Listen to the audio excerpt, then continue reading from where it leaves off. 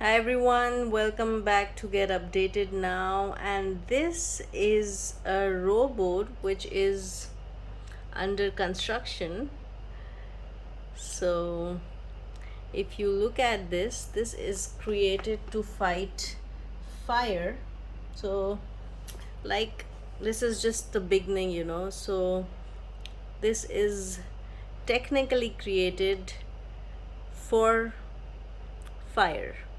So once it sees fire around, it will start moving away from it, and then this fan will help to extinguish the fire. Now we are connecting the battery to it.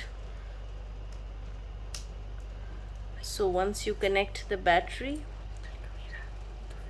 it will start moving. So now the battery is connected, and here it is moving.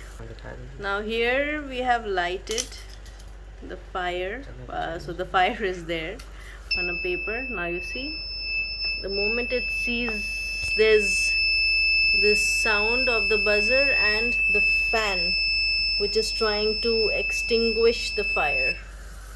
So alright, so we are doing it once more. So you can see that the fan is not moving, but now it starts.